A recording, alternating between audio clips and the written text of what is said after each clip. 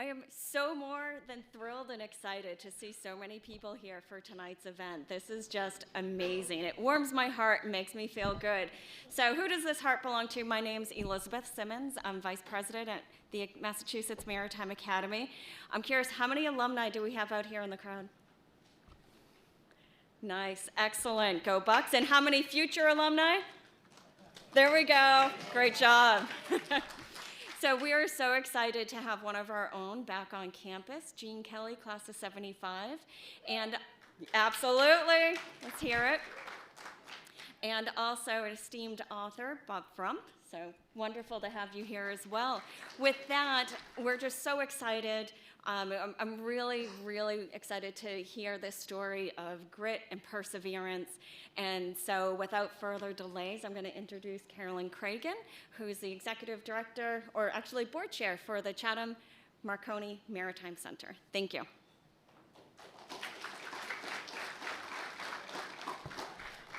Thank you, Elizabeth. And Elizabeth didn't mention that she is also one of our new board members, and we're very happy to have her with us, and we're happy to have an opportunity to be at Mass Maritime and collaborate with the school, and hope that we'll be able to do this on many other occasions. I am here to welcome you on behalf of the Chatham Marconi Maritime Center to the first of our Ed Fooey Distinguished Speaker Series of this year. And tonight's program is the first of two Ed Fooey events originally planned as part of the 2020 Radio to the Rescue theme. So, you all remember where that went. We're really, really happy to be here with you in person and with an audience Zooming at Maine Maritime Academy and an audience Zooming at the Orpheum Theater in Chatham, and people in lots of living rooms and personal computers who'll be with us tonight. So welcome to all of you. The Chatham Marconi Maritime Center was established in 2002 and is located on an historic campus that was commissioned by Guglielmo Marconi in the early 1900s.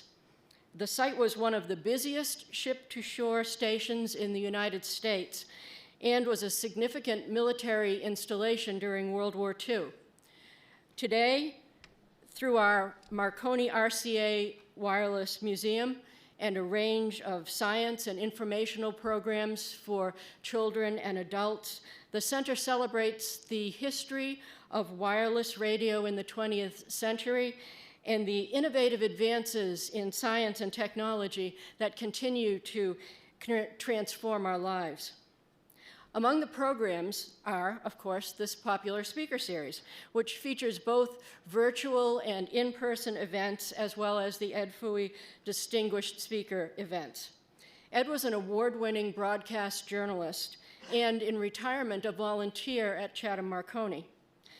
The series was established in his memory to promote knowledge and understanding of history and world events, with a special focus on communications technology and its profound effect on our lives.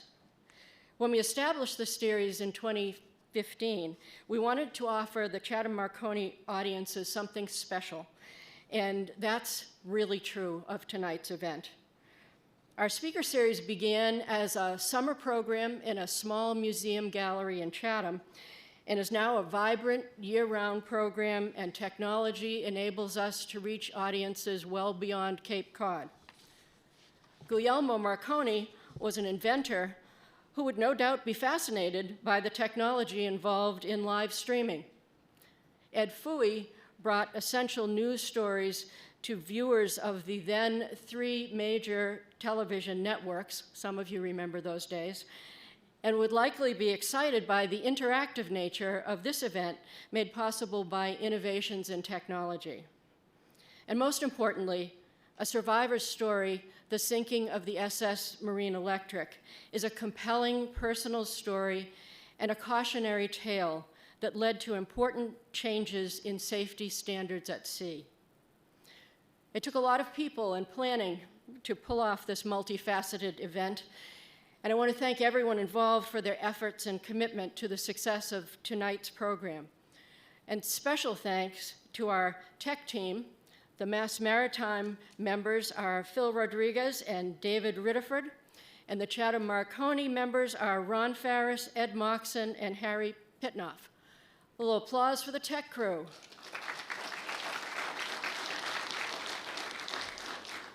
I'd also like to thank Chatham Marconi's master of ticketing, Bob Fishback, for his behind-the-scenes work, and our speaker series producer, director, and mastermind, Liz McCart, who has made everything happen.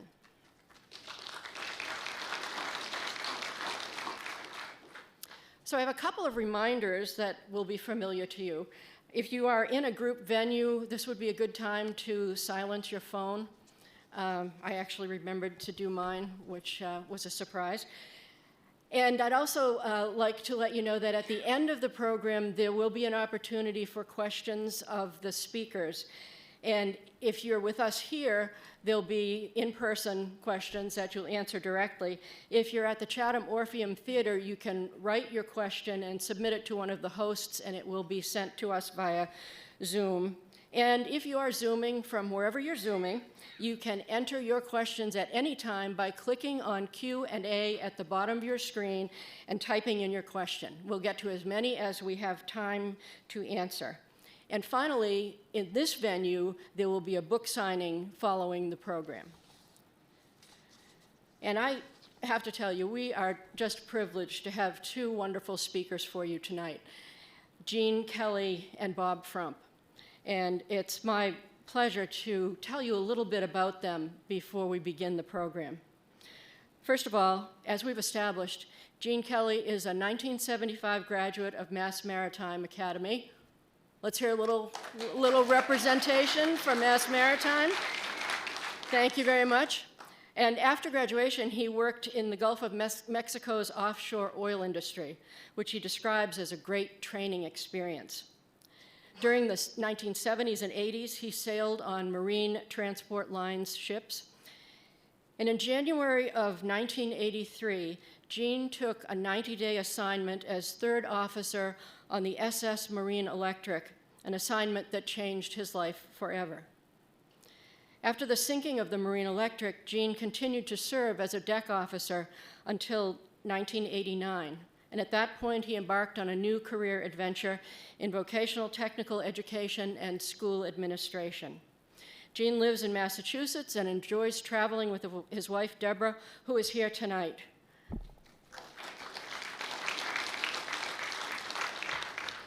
Bob Frump is the author of Until the Sea Shall Free Them, and a nationally recognized journalist and investigative reporter who has won major awards for his work at the Philadelphia Inquirer. He grew up in the small farm town of Paxton, Illinois, graduated from the University of Illinois, and received a master's degree in journalism from Northwestern University. His reporting on unsafe U.S. ships earned him a George Polk Award with Tim Dwyer and the Gerald Loeb Award for National Business Reporting. Bob was also a member of an Inquirer task force that won the Pulitzer Prize and the managing editor of the Journal of Commerce. He's married to Suzanne Saxton Frump and has 2 daughters.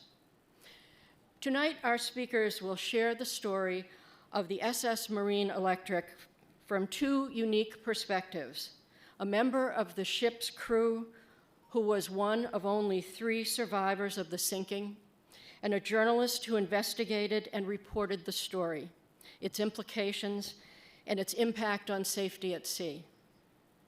To begin tonight's program with his personal survivor story, it is my pleasure to introduce Captain Gene Kelly. Thank you, Carolyn. Am I wired? Okay. Thank you very much, Carolyn. And I'd like to thank the Maritime Center, the Chatham Maritime Center, for the invitation tonight to speak in the Ed Foley lecture series. There are a lot of behind-the-scenes work that went on, and I could name the names, but Carolyn stole my thunder. But I would like to thank everybody for their technical and logistical support. I'd also like to thank my esteemed MMA for providing such a great venue for tonight's presentation. it certainly is an awesome place to give such a presentation for my industry comrades. Ladies and gentlemen, welcome tonight. I'd like to welcome family of deceased crew members.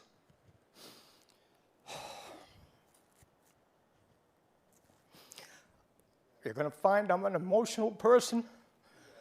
I don't make apologies, so it's going to screw things up a little bit. I'd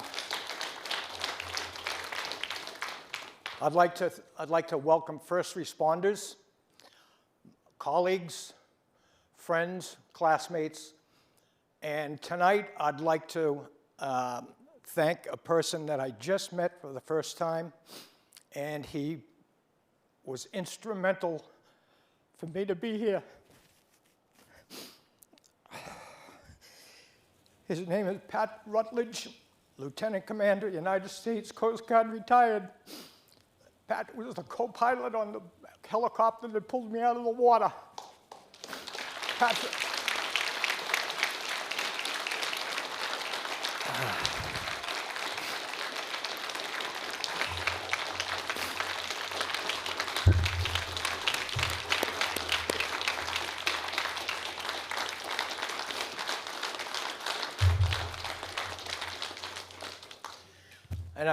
And finally, I'd like to welcome my family, especially my two granddaughters, Michaela and Erin, who are going to hear the Papa's story for the first time.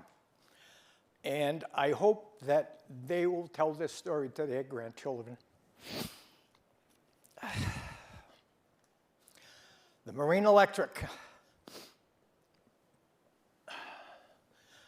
I could give you a couple of choice names of what it is, but in a good political term, it was a piece of tired iron. It was a World War II veteran that had, at the time when I signed on her, 40 years of service. Most ships are built with 20 years of service in mind. They were cracking 40 years.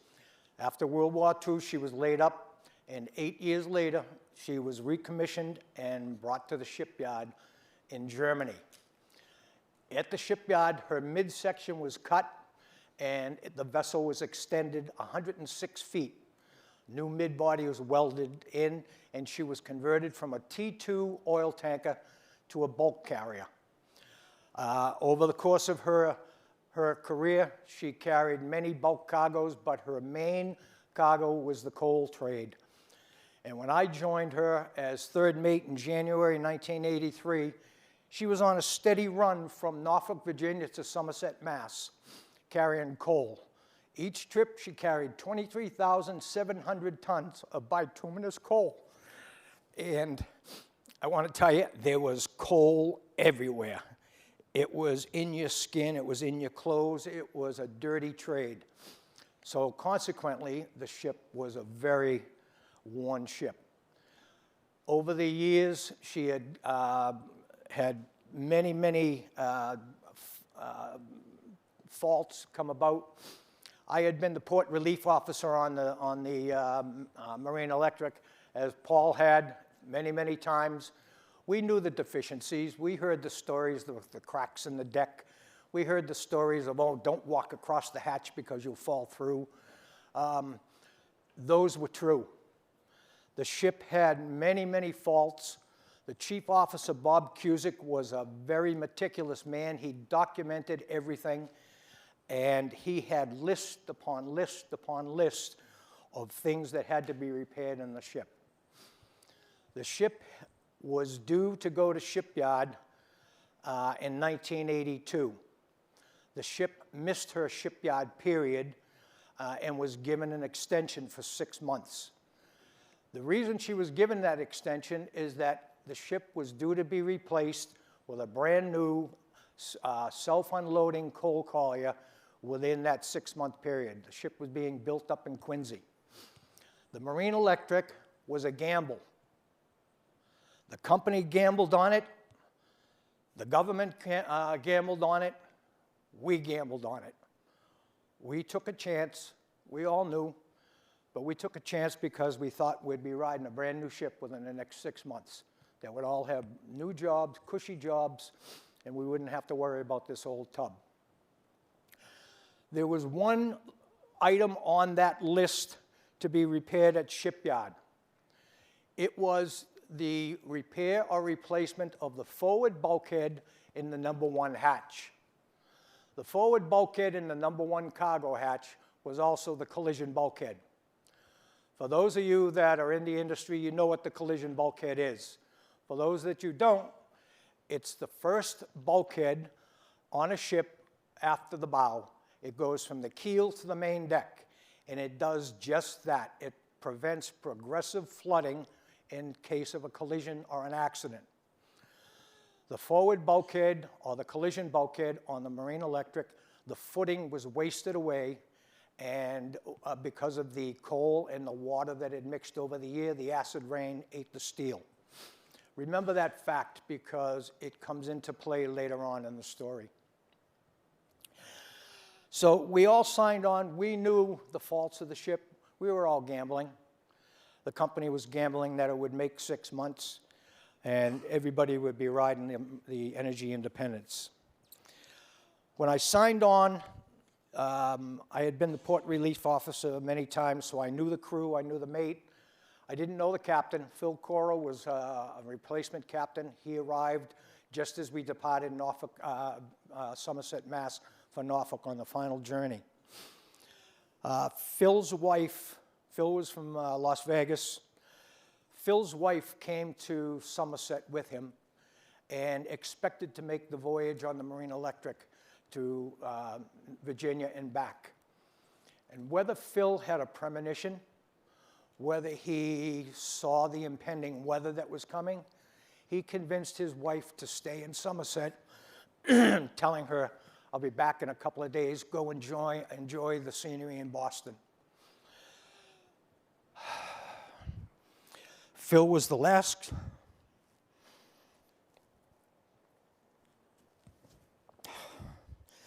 I was the last one to see Phil on the ship.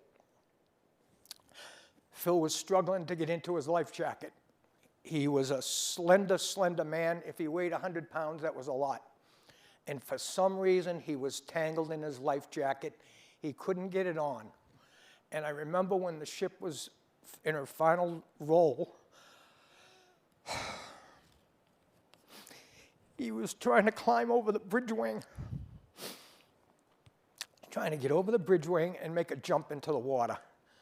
And it was at that point that I went in the water and I never saw Phil again. So we all took the gamble. Phil had a premonition, but he asked his wife to stay in Somerset. The night of February 10th, the trip down to Virginia was absolutely perfect. Has the weather been perfect the last few days, that ride down to Virginia was beautiful. The weather was predicted to get nasty on the coast. Low pressure was working its way up the East Coast while we were loading. And the night of February 10th, I came on deck at about 8 o'clock at night, 7:45 to relieve the 4 to 8 second mate. And it was a dark and gloomy, gloomy night in the coal yards. The coal yards themselves are railroad tracks with cars coming and going, piles of coal, machinery running, dust everywhere. It's a very dark place. And Bob Cusick was in the final passes of loading the ship, topping her off. And he asked me to go down to the dock and take the draft readings. When I went down to the dock, it got so windy all of a sudden, the rain was coming down and it got cold. And I thought to myself, we're in for a good blow. Ship was due to sail at midnight that night. We finished cargo at about 2200. As is the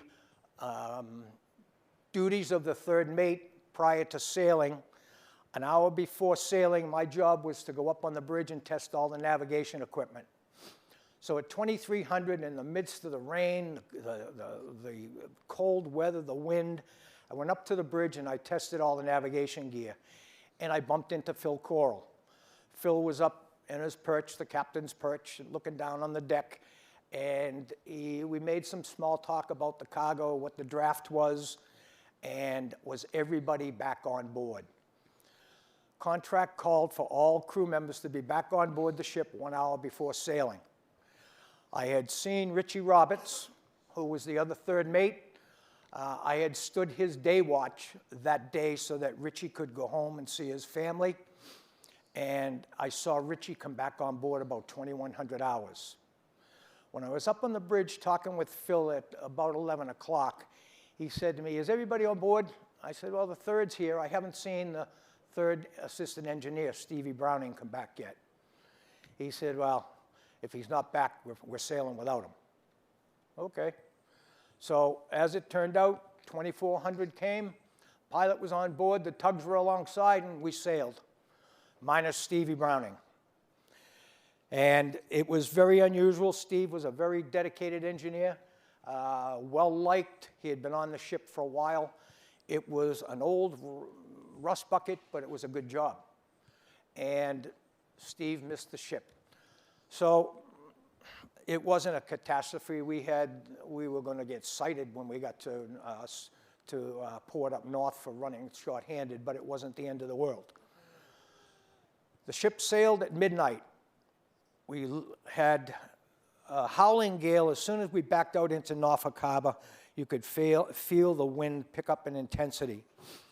The exit from Norfolk Harbor out to the Chesapeake Bay Bridge Tunnel is about an hour and a half, an hour and 45 minutes. And from there, the pilot rides out to the pilot station, which is about another 5 miles offshore. Well, now you have to remember that we're in the start of a winter hurricane. This pilot is on board, and he's going to disembark a ship that's riding in 15-foot seas outside of Chesapeake Bay onto a pilot boat that was about 40 feet long. Has to climb down a rope ladder called the Jacob's Ladder and make a death-defying jump from the Jacob's Ladder to the pilot boat. On the transit from the dock to the pilot station, the pilot was debating with himself, debating with anybody that would listen about whether he was going to get off the boat, off the ship, or if he was going to ride it up to Somerset and take a train home, which was not an unusual occurrence with pilots. At the last minute, he decided to make the jump to the pilot boat. He climbed down that Jacob's Ladder. We were just clear of the Chesapeake Bay Bridge Tunnel, and he decided to make the move to go down the pilot ladder. I escorted him down the deck and bid him adieu when he was leaving, and down the ladder he went. I looked over the side. He made the jump to the pilot boat. That should have finished everything for me right there. I should have turned and walked away, gone back to my cabin and finished my night. Well, when the pilot cleared, the pilot boat stayed alongside for a second. And before I knew it, Stevie Browning was scurrying up the Jacob's Ladder. Stevie, who had missed the ship in the harbor, had convinced the pilots to take him out on the pilot boat so that he could get his job back. Choices we make through life. Do you turn right at an intersection or do you turn left? Steve made a wrong decision. For the right reasons, he made the wrong decision. Stevie Browning didn't make it. He and seven of his engineers were lost, and they never made it out of the engine room. When we dropped the pilot, Steve come on board, and I said to him, "Geez, glad you could make it." And he gave me a one-finger salute and walked off. So, like I say, Stevie he made the wrong decision for the right reasons. We cleared Chesapeake Bay, and we headed north. When we turned north, the wind was already blowing 35 to 40 knots. Seas were building 15, occasional 20 feet. And it sounds like it's a raging blizzard right now, but we had all seen weather like that many times. For us, it was nothing to be overly concerned about. I was relieved by Richie Roberts on the bridge. he continued his 12 to 4 watch. Everything was normal for the next 16 hours. The following morning, my 8 to 12 watch, we were in a force 9 wind. We had 30 to 40 foot seas. The ship was rolling like hell, pitching. Things were breaking loose. You could hear the deck house down below. Everything was breaking loose. It was tumultuous. Phil Coral was on the bridge. He was napping on the settee in the chat room. He wanted to be awoken every half an hour and appraised of the situation. We were just about hove to. We were making a little bit of headway, bare steerage way, but we were pretty much hove to. And Phil wanted to be appraised of it every 15 to 20 minutes. During the watch, I was in the chat room quite a bit, and we only covered 2 miles my entire watch. That's very unusual. We were turning maybe 15 to 20 RPMs, a half a knot forward, 3 knots back, half a knot forward, 3 knots back. We were going nowhere. The weather was intensifying all the time, and it was at this point that we started to get a little concerned. That afternoon, on the 12 to 4 watch, I couldn't sleep, obviously. The weather was so bad. So at coffee time, I went down to the officers' mess to get a cup of coffee, shoot the breeze with some other guys. And I hadn't been on the bridge for several hours, so I didn't know any radio communications that were going on. But I did happen to look out the porthole at this time, and I saw a fishing boat go by. It slid right down the side and disappeared out of sight. Name of the fishing boat was the Theodora. And my first thought was, what the Christ are they doing out in this weather? But again, fishermen are as hardy as any of us, and they make their living on the ocean. A few hours later, on the 12 to 4 watch, a pond broadcast was made by the Coast Guard. Pond is a signal that means there is an emergency that is life-threatening. And pay attention to what's coming next. The radio broadcast will ask for assistance. If anybody has seen the following vessel, please notify the Coast Guard or render assistance if possible. That pond message was broadcast for the Theodora later in the afternoon on the 12 to 4 watch. They were taking on water, and their dewatering pumps could not keep up with the flooding.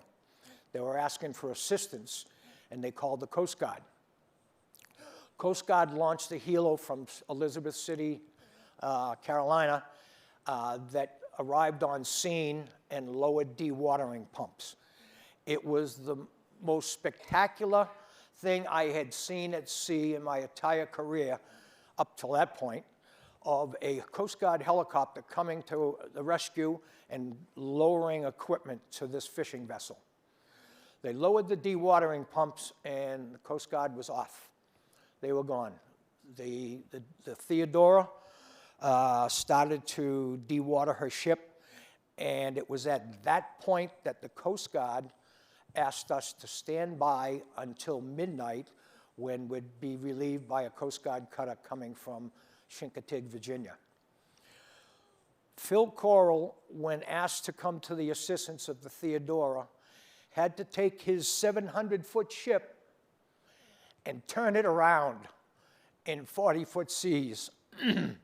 That in itself is a spectacular feat of seamanship. We weren't in the trough of those seas very long, maybe 5 to 6 minutes, when he was able to bring her around and go stern to, and we went to the aid of the Theodora.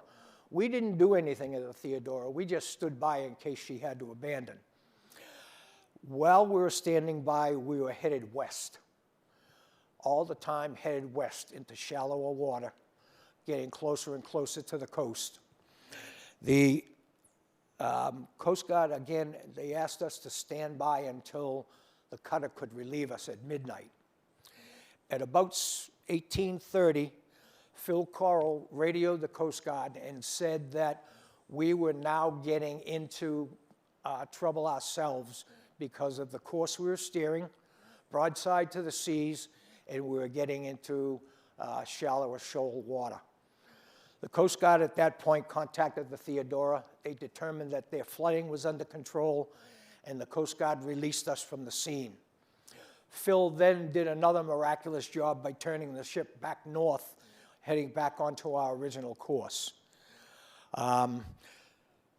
Phil talked to the Theodora as we made our turn, and the Theodora thanked Phil Coral and said, "Thank you, old dog. Have a good voyage."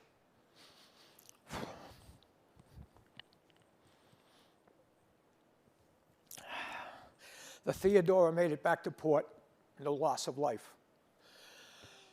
We continued on our northerly course in 40-foot seas, 60 knots of wind, snow. You couldn't see the bow of the ship. It was a winter hurricane. We, again, were pretty much hove to that entire 8 to 12 watch. After the Theodora incident, we went back on our course northbound, and we maintained a routine for the next several hours. I came back on watch at 8 o'clock that night, 2000 hours. Clay told me that Phil Coral was still on the settee. Phil wanted to be woken every half an hour, told our position, and told our speed, tell him our speed. It was a hellacious watch. During my watch, I went into the chart room a few times, to check our position. And during that time, I was able to look at the chart and see where the ship had gone during that rescue effort or that assistance effort to the Theodora. I'm not blowing my own horn, but I'm a good mate. I looked at the chart, and we didn't get into any shallow water. We didn't get into any dangerous situation. Remember that piece of information later on in the story. We never got into shallow water. So on our northbound voyage journey that night, I was in the chart room quite a bit, checking where we had been, what we had done, and waking Phil up and appraising him of the situation. At midnight, I was relieved. During that 8 to 12 watch, I know, and I've asked myself this question a million times, am I sure nothing happened during my watch? Am I sure that the bow didn't go underwater, that the number one hatch didn't cave in? Am I sure? And I can answer that question honestly, nothing happened during my watch. I can tell you that because I am a good mate. I'm attentive to detail on a ship, and I can tell you nothing happened. At 2 o'clock in the morning, after my watch, obviously, again, we weren't sleeping because of the weather, I got a knock on my door. And as all you people that have sailed know, when you're off watch and you get called for something, something serious is going on. The knock on my door was a sailor from the 12 to 4 watch. He said that the captain wanted all the deck officers on the bridge now. So I got up quickly, threw some water on my face, and went up to the bridge. As soon as my feet hit the deck in my cabin, I knew I could feel the throb of the ship was different. I could feel the motion of the ship was different, and I could feel she was down by the head. Not much, but I could tell she was down by the head. I got up to the bridge, and I remember passing the radio operator's shack, and Sparks was already in there busy at work. He was tapping out Morse code like crazy, and although we all had to be able to send and receive 6 minutes a word for our license, right? I couldn't send him one word of Morse code, nor could I receive it. But Sparks was in there tapping away. I went to the bridge, and immediately I had night blindness. I couldn't see a thing. I stood to the rear of the bridge to get my night vision, and I could hear people talking out on the starboard bridge wing. It was the chief engineer and the chief mate. And they were shining a spotlight up onto the foredeck. And when I got my night vision, I stepped forward. And as you can see, this is not the Love Boat. The navigation bridge was not encased in glass. 3 little portholes that you could look out if you were lucky. There was no snow and ice encrusted on them. But I stepped forward and I could see that the entire forward part of the ship was underwater. Waves were crashing back on the number 2 hatch. And I mean, there were tons and tons and tons of seawater coming down on that hatch. The hatches were weak. They had been patched. And the dogs, as they call them, the latches that hold the hatches, the mechanism that hold the hatches in place, weren't all operational. Out of each one, they had maybe 12 dogs on each hatch. We were lucky if 6 of them worked because of age, deterioration, destruction over the years. So the hatches were in bad shape, and now we have tons and tons and tons of seawater crashing down on them. The conversation between the chief engineer and the chief mate out on the bridge wing was something like, holy shit, the number 1 hatch caved in. And remember I said the number 1 hatch, the forward bulkhead, was the collision bulkhead. When all that water got in, my theory, when all that water entered the number 1 and number 2 hatch, it created a coal slurry. The coal started to shift forward, and the weight of that slurry blew the forward bulkhead off its footing. That then disabled the collision bulkhead. At that point, the collision bulkhead being gone allowed water into the forepeak. That brought the bow of the boat down even further, exposing the hatches to more damage and more water.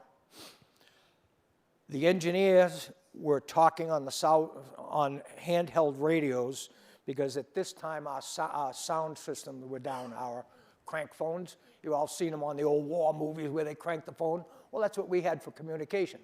They were out of commission. So we had walkie-talkies back and forth to the engine room, and I could hear Mike Price, the first engineer, saying, we've got suction on the number 1 hold, meaning they were pumping water out of number 1 starboard. The ship was down by the head, and then she took a list. She took a list of about 5 degrees. Add that to the list that she was rolling with the sea conditions, and she was damn near rolling 45 to 50 degrees. Mike Price wanted to flood the port tanks to bring ballast to the port side to level off the ship.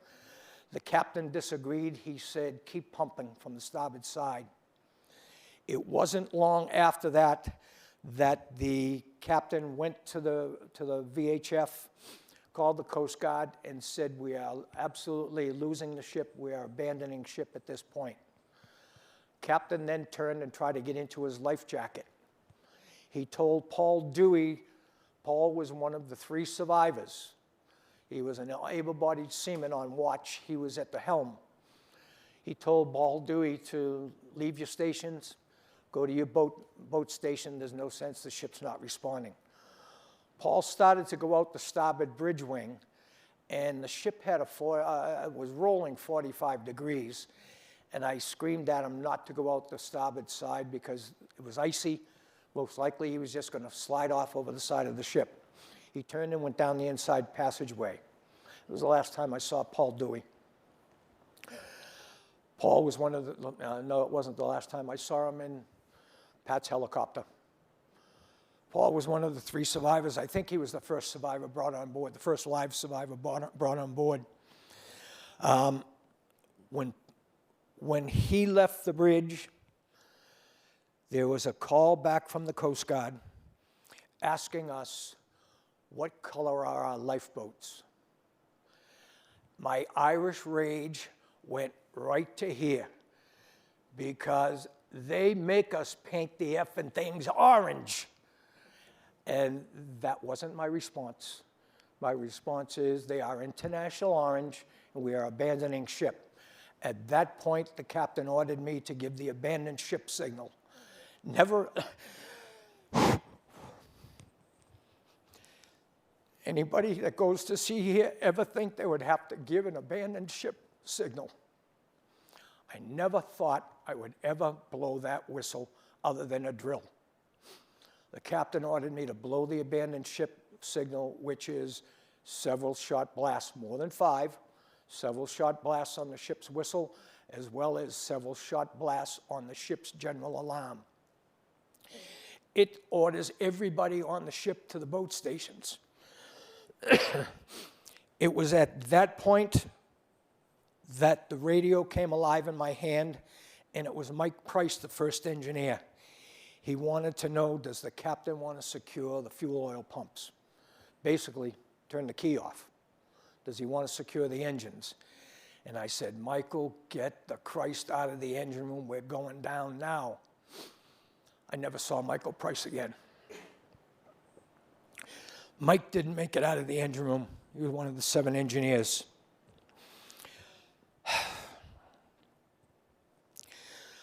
At that point, the ship was starting to roll on our beam's end. And I started down the inside passageway. I knew I couldn't go down the outside passageway. The ship was listed too much. The decks were slippery, and I was not an agile man. At that point, I was almost 275 pounds. I was not an agile guy. I wasn't going to try to skate down the side of the ship. I went down the inside passage, down the ladder, and as I started down the ship's ladder, the ship took another lurch, and I fell down about 25 steps. And I thought I had broken my back, but I knew I had only seconds to get out of the house, because once that water started to come in one of those hatches, I wasn't going to be able to fight that force and make my way out of the house. Previous to our abandoning ship, Clay Babineau and I had our own private little conversation. I said to Clay, this fucking thing's going to sink. Clay said, nah, it'll make it. He said the same thing Bob Cusick always said, the Coast Guard will come and get us. So sure was Bob that he took all the strongbacks off the lifeboats. Strongbacks are a series of wooden frames that hold the canvas over a lifeboat. In the old days, that's how we kept the debris, the dirt, the water, and everything else out of the lifeboats. Well, Bob was so sure that we weren't going to be in any trouble, he took the strongbacks off, stacked them neatly in a corner, took the canvas off the lifeboats, had the crew fold the canvas and put it over so that we could get at it to resecure the boats later on. That's how secure Bob felt that we weren't going to lose the ship. As I was saying, previous to our abandoning ship, Clay Babineau and I had our little conversation, and we decided to go around and get every life ring we could find and stack it right outside the radio operator's shack on the O2 level. That way there, maybe they'd float free and give aid to somebody. At one point, I took one of the life rings that has an EPIRB attached to it. An EPIRB is an electronic indicating beacon that will send an electronic signal to the Coast Guard or to an aircraft that will be able to relay your location, your geographic location. Only to be used in an emergency, it says. Only turn the EPIRB to the upright position because the antenna pops up and it activates. Only in an emergency do you turn the EPIRB upright. So I grabbed 2 or 3 of these life rings with the EPIRBs, and I'm with Clay Babineau on the O2 level, and the only comic moment of the night, I took the EPIRB and I activated it. And Clay said to me, what the Christ are you doing? You only do that in an emergency. Really?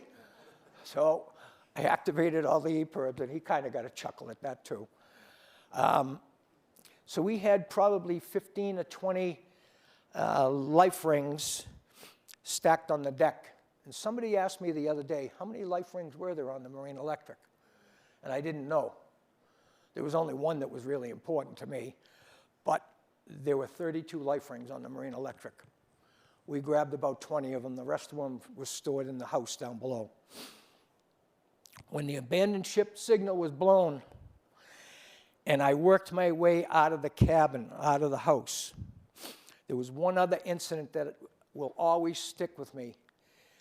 During the melee of getting ready to abandon ship, I went back to my cabin. And in my training, I had always been taught, what do you wear in an abandoned ship drill? A hat. You carry a grubby owl knife. You have, do you guys even know what grubby owl knives are? I'm sorry. You carry your knife and your matches and a flashlight. I packed all those into a knapsack, a portable AM/FM radio, because as a decky, I could use that radio as an RDF directional finder in an emergency.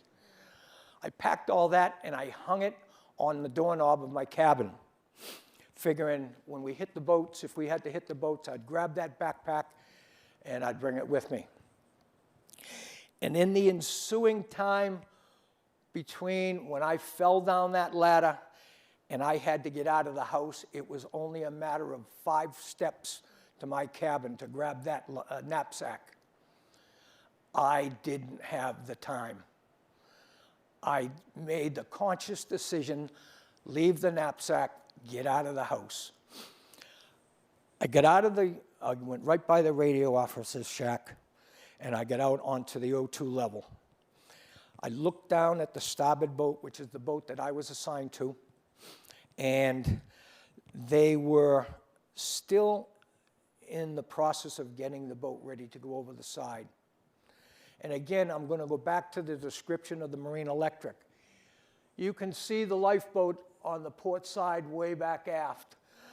They were covered in canvas, wooden strong backs, and they had what they called cruciform bits to lower the boat down.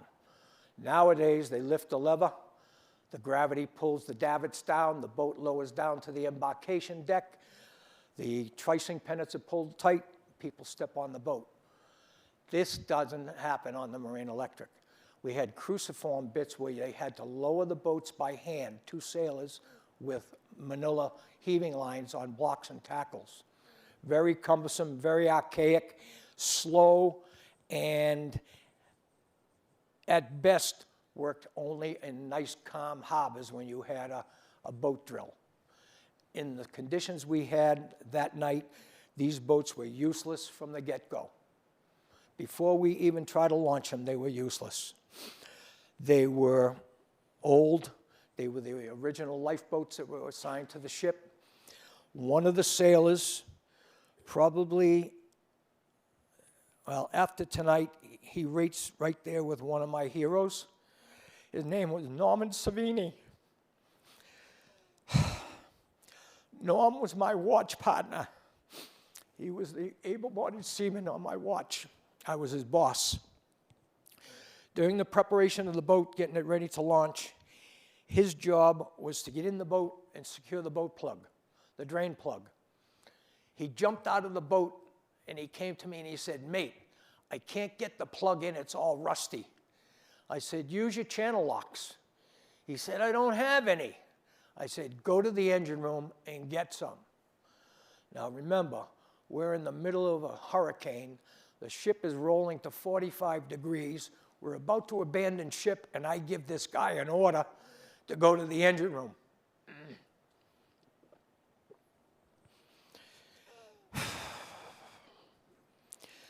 I don't know if I would have followed that order. I would like to think that I would have. Norman, without hesitation, without a whimper, without a, are you kidding me?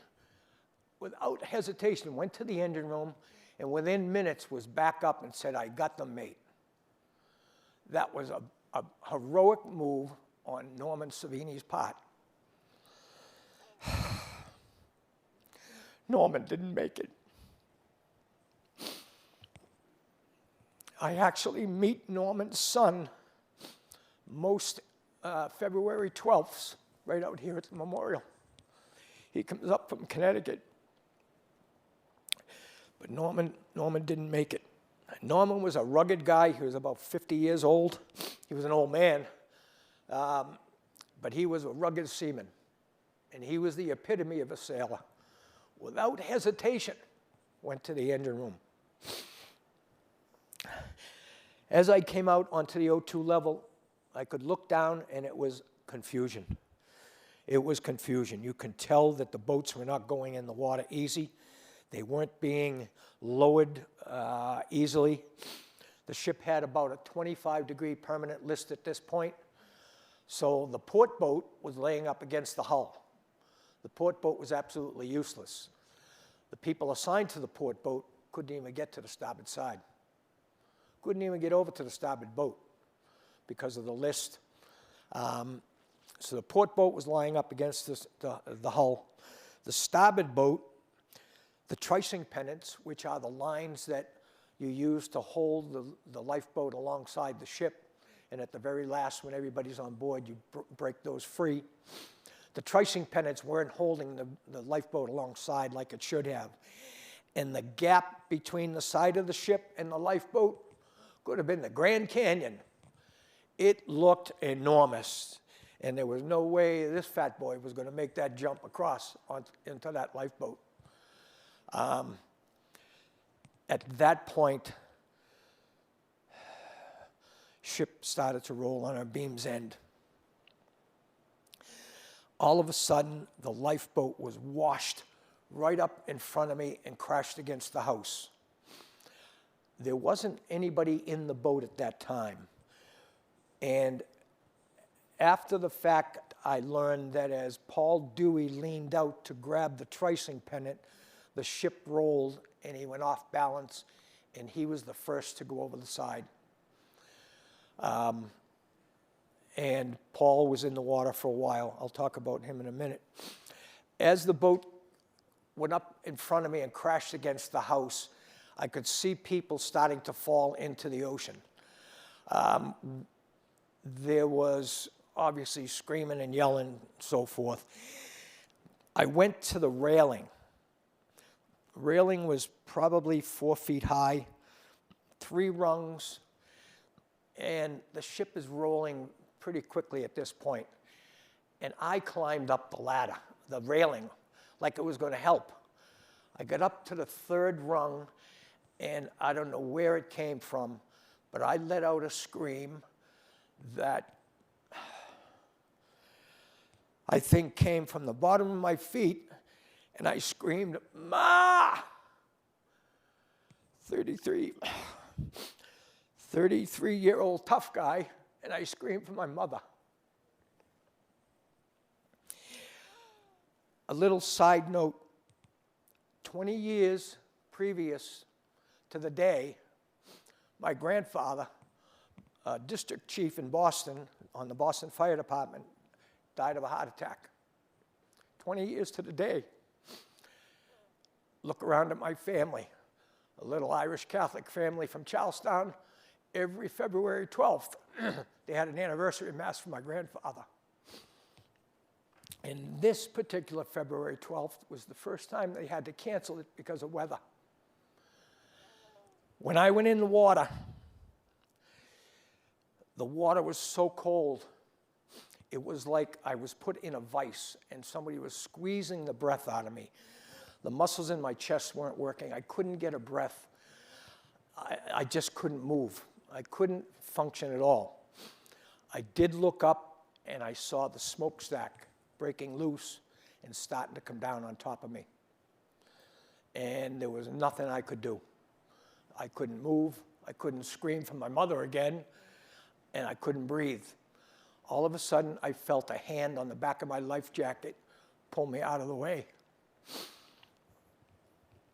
When I turned around, there was nobody there. Whether the waves, the 40-foot seas, washed this person away or not, but there's not anybody in this room going to tell me it wasn't my grandfather. I adored my grandfather, and he pulled me out of the way. I I told that in front of a congressional committee in Washington, D.C. at the investigation, and you could hear everybody take a breath. The hair on my arm still stands up to this day when I talk about that. It was Grandpa. When I got pulled out of the way, I couldn't breathe. The noise was incredible from the ship going over. You know, they talk about the ship going into its death throes. It really does. I could only compare it to take your house, turn it upside down, and listen to all the stuff fall. That's what was happening. Everything was breaking loose, from the radios that were on our desks in our cabins, to the boilers were breaking loose, to the stack coming down. The other thing that was happening is all the fuel oil was spilling out of the ship. I must have swallowed hundreds of gallons of number 6 oil. The coating on our skin is probably what saved us. It was able to do some insulation. So for about a half an hour, I was swimming in thick oil, and I was swimming, but I didn't know where I was swimming to. I didn't know if I was headed east. I didn't know if I was headed west. It was such a nasty night, I couldn't even look up in the sky and see a constellation or a star that I could recognize. And here I am, a navigation officer. I couldn't recognize anything. The only thing I could recognize is that the wind was out of the northeast. And when I got picked up to the top of one of these waves, again, it wasn't a gentle sloping ride up the wave. It was an elevator ride up 40 feet and then a sheer drop down the other side into the water. And as I got to the crest of the waves, I thought I could see some lights. And for some reason, my strobe light on my life jacket wasn't working, but others were, and that's what the lights that I did see in the distance. As I talked to Pat tonight, he said when they arrived on scene, it was like looking up to the stars on a nice clear night. That was the number of strobe lights that he could see from the cockpit of the helicopter. So he knew that we were scattered over a wide area. I was in the water for about a half an hour when I fell from the top of a wave onto 5 guys floating on a life ring. I literally fell on them. And I got to tell you, it didn't take me 2 seconds to claim my piece of the rock. I held on to that life ring for dear life. As it turned out, I was a senior officer on the life ring. And as a senior officer, I took charge.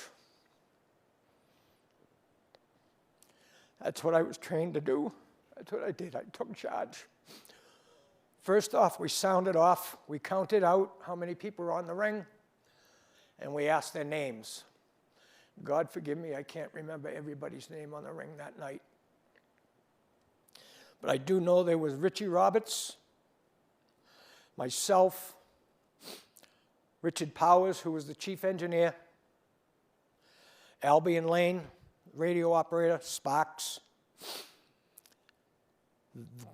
the day man, Harold was his name, and the bosun. And we hung on for a while, and during the ensuing half an hour, 45 minutes, flotsam and jetsam came by. And we were trying to grab anything that would float and make a makeshift raft on it.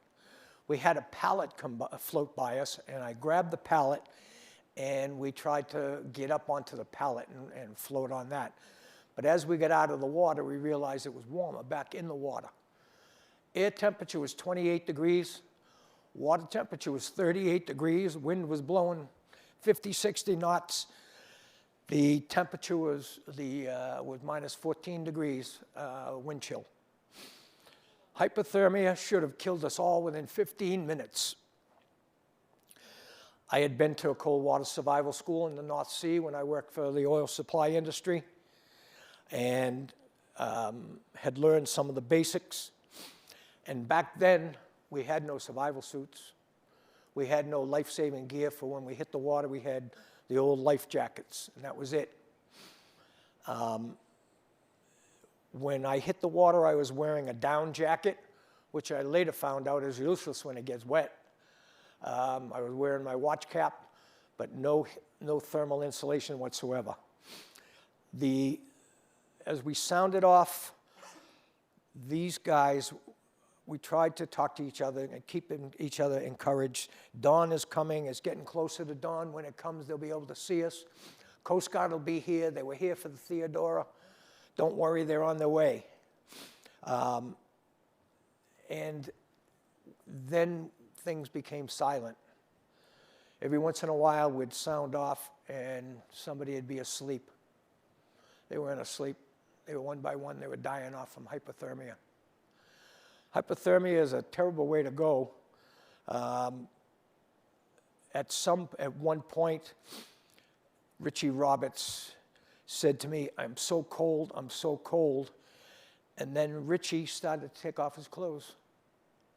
Started to take off his pants, took off his jacket. And that is a term that I'm going to leave to Bob to discuss in a little bit, but it is a part of hypothermia. When you get to a certain point, you feel hot. Your inner core all of a sudden heats up to the point where you got to get rid of your clothes. Here we are in minus 14 degrees wind chill factor, and Richie's getting undressed.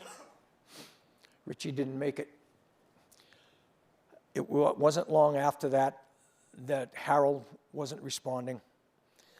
The bosun was dead, and Richie was dead. It wasn't long after that the Coast Guard helicopter flew over. And Rich Powers had been shining his flashlight up into the air all night long. And when the helicopter flew over, they kept going. And I'm sorry, but I did have a couple of choice words. They kept going, and it seemed like they flew back to the East Coast. I lost sight of them, and I thought, they didn't see us, they didn't see us. And I hit Rich Powers, and I said, Rich, shine the light. And as I hit him, Rich rolled over, and he was dead. Thankfully for me, the flashlight popped out from underneath him. And I grabbed the flashlight, not with my fingers, because at that point, my fingers were absolutely useless. They were frostbitten. My toes were frostbitten. I could hardly move. I scooped the flashlight into my arm like a football, and I just pointed it in the air.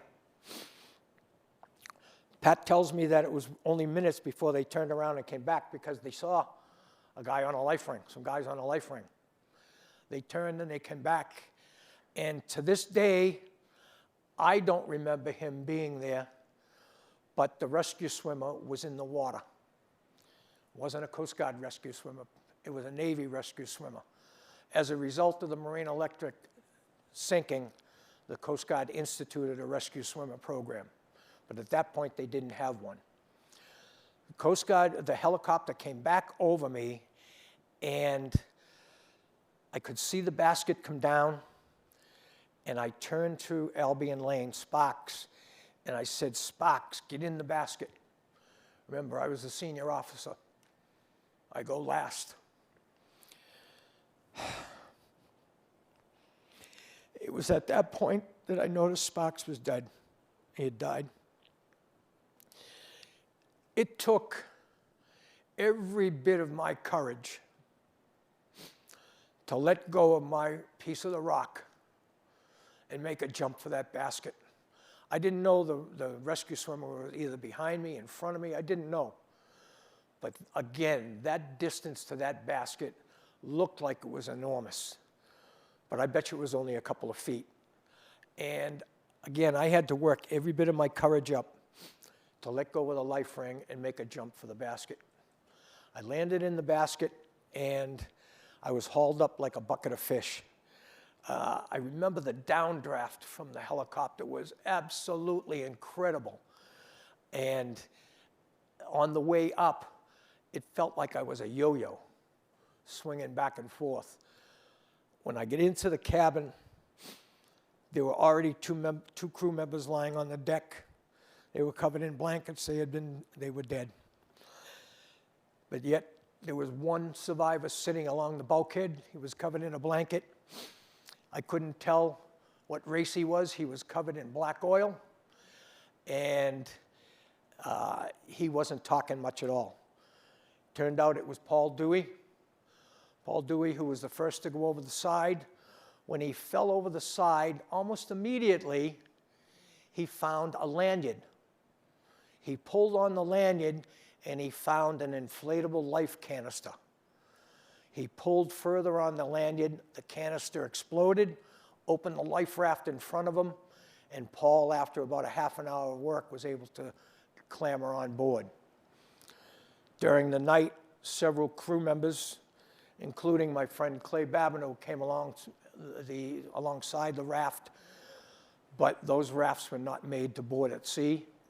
They are, and to this day, they are impossible to board in an emergency. Paul could not help anybody on board. Clay Babineau was the closest to getting on board the raft. At one point, Paul had his feet in the raft, but Clay's head was underwater and he had to let him go. Clay held on to the side of the rubber raft for about a half an hour and then succumbed to hypothermia. And Clay didn't make it. Paul was the first living survivor to be pulled from the water. When I came on board, he was sitting against the bulkhead. They put me in a space blanket and turned a heater on, and they started asking me questions. And I remember answering the questions pretty coherently. Who was I? What position on the ship did I hold? Were there any survivors on the life ring with me? And I thought I was pretty coherent, but evidently I wasn't. At that point, the Coast Guard got a request to divert from where they were rescuing me. They had found one person in a lifeboat, and he was found by a large ship called the Tropic Sun. And the Tropic Sun came alongside this crushed lifeboat and tried to rescue the chief mate out of that lifeboat. That in itself was a Herculean task. There was a non-verbal communication between the captain of the Tropic Sun and the survivor in the lifeboat, Chief Mate Bob Cusick. Both of them veteran seamen. Both knew that what the captain on the Tropic Sun was trying to do was a futile effort, and it would do nothing but kill Bob or crush his boat. At that point, Bob waved them off, and the captain of the Tropic Sun laid to. He didn't try to make the rescue. He knew he couldn't do it. The helicopter was diverted over to pick Bob up, and Pat said with a smile on his face tonight at dinner, yeah, they were in a fuel situation at that point. They were running low on fuel, and I don't know if bingo fuel had been announced, but when they said they were in a fuel situation, they were going to make one pass at this survivor in the lifeboat and give it a try. They were on reserve fuel as it was, and they made one pass at Bob Cusick and pulled him out of that lifeboat. And I can only tell you that every hour of training, every nickel that we spend in our taxes to support them was worth it for that one rescue that Bob Cusick. He pulled that man out of that lifeboat like a bucket of fish. He had no hesitation, went in, and we were on our way back to the mainland at 6:30, 6:45 in the morning, somewhere in there. We had been in the water for about 3 hours. Bob was, I didn't even know who Bob was when he came on board. He was coated in black oil, number 6 oil. He had a beard that was completely covered in the oil. He was throwing up black oil, as all of us were. And it was several days before we all recovered from just the oil ingestion. The ride back to the beach was the longest helicopter ride I ever had. It was the only helicopter ride I ever had. But I can remember when I departed the helicopter, they put me on a stretcher, and I looked back at the aircraft, and I saw on the tail the number 1471. I've been playing that lottery number since 1983. It can only come in that one night, but that's all I needed. So, as a result of the ship sinking, I suffered severe hypothermia. To this day, I am very high. I get very frostbitten when it gets to be August and September. I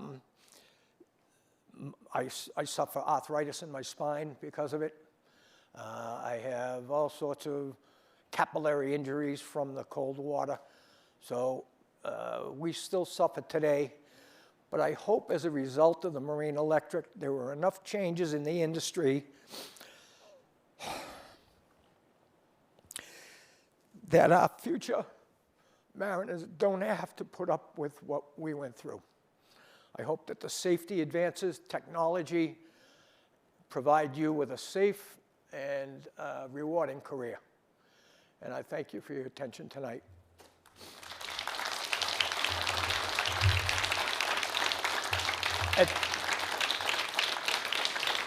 Thank you.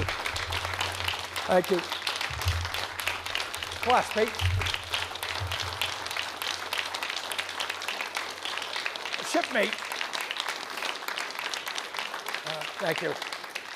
And with that, I'd like to introduce Mr. Robert Frump, who probably knows more about the marine electric than I do.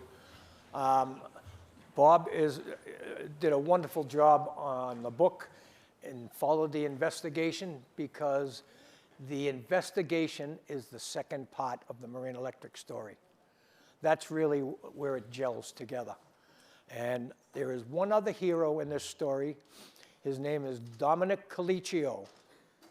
Dominic Colicchio was a captain in the United States Coast Guard, and he was assigned to the Board of Investigation. And lucky for us, Dominic Colicchio was also a former captain in the United States Merchant Marine. So he knew the story. And in years past, when ship's officers survived a sinking or a catastrophe at sea, and they were called before a board of inquiry, it was really a summary execution. You went before the board of inquiry, told your story, then you lost your license. Plain and simple. Dominic Colicchio stood up for the common sailor, the ship's officers, and members of the crew, and did not let the company blame the crew. I'm going to take 1 minute. I mentioned before that I went into the chart room on my last watch, and I took readings of where the ship had been. One of the first excuses the company gave as to why the ship sank is that when we were standing by the Theodora, we ran into shallow water and broached her, meaning we hit the bottom. And I can tell you, I studied that chart pretty good that night, and we did not hit the bottom. The second theory they came up with was that the anchor backed out of its hawse pipe and banged a hole and punched a hole in the side of the ship. That would have been pretty noisy. I would have thought that I, on my 8 to 12 watch, would have heard a 15-ton anchor slamming against the side of the ship. So that didn't happen. So the company reached for straws to blame everybody but themselves. So we were before the Board of Inquiry and the summary execution, except for my other hero in life, Dominic Colicchio. Bob, I'm going to turn it over to you at this point. I'll be quiet. Thank you. Okay, wrong guy wrote the book. Gene is incredible. I try to tell people the heart of the marine electric. I'll just go back in the copy, and I'll copy what Gene's testimony was when he was on the ring, and it's very close to what he said tonight. But it's just extraordinary story and extraordinary courage. The thing that the Marine Electric did was it changed the way that marine safety was managed in the United States. And unfortunately, it's a kind of a long and sad history of how the merchant marine declined and how inspections and safety slipped. You know, I don't know that there are any real villains in this story. The marine transport lines ran, you know, decent ships, but like almost anyone in life, if they can push things off, they'll push things off. It definitely resulted in a tragedy. It definitely can be laid at the feet of marine transport lines, but also the Coast Guard inspectors who didn't do their job, but also the congressmen who would interfere and ask for special exemptions because they didn't want to kill American jobs. The maritime unions also were pretty much a part of it too, because everyone needed work at that time. But it traced back a long way. And to be clear, I did want to say something just to put this in perspective. And Gene is kind of humble about it. There are, in my mind, several different types of heroes, or at least two types, and both great role models for us. But there's the sort of heroism that happens sort of automatically. If you see someone who's drowning, you jump in, and you really aren't clear what you're doing. You've put yourself in danger, in harm's way, to help someone else. There's also a different type of hero, and that type of hero is someone like Gene, like Bob Cusick and Paul Dewey, who having gone through all of this, knowing that they would be subject to summary execution, or at least that they would be definitely come after, and the wreck would be blamed on them. That's not a momentary impulse. That's something that lasts for weeks, months, even years on appeal. You're decreasing the amount of settlement that you're going to get from that company, and at the same time, they're going to come after you, and you need to defend yourself to maintain the truth. And that kind of courage is just extraordinary. And Gene, I just stand amazed at what you guys did back then, because it was no small thing. And here's kind of why. As Gene said, a lot of the merchant marine was leftover World War II equipment. And at the time, it was it was a great thing. It was those pictures of the shipyards and the Liberty and the Kaiser, turning out ships in 15 days, and it literally won the war for us, because we were able to keep supplies moving through the North Sea and supplying Russia and the UK. The U-boats we built so many that the U-boats couldn't sink them, though they sank a lot. Big problem. These ships were welded ships.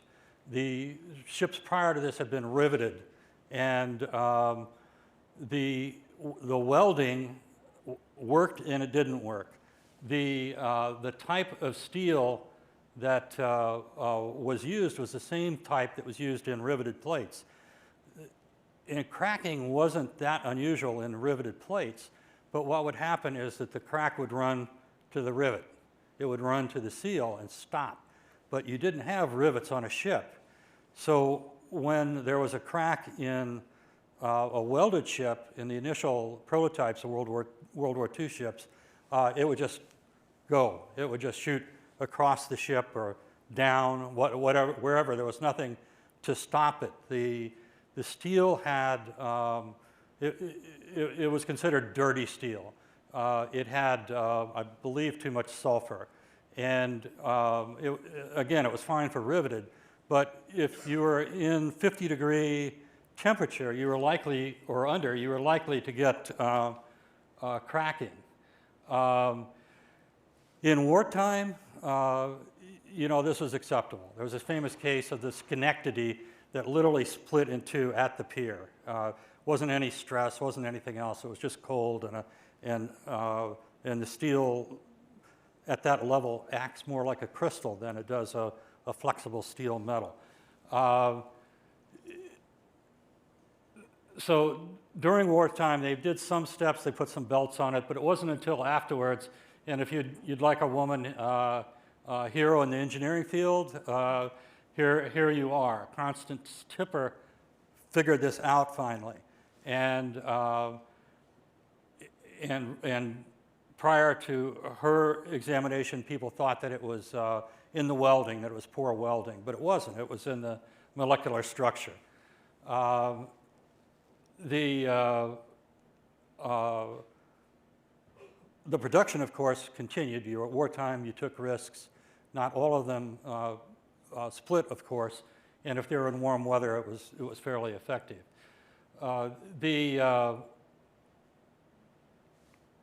Sorry, let me get in the right direction here.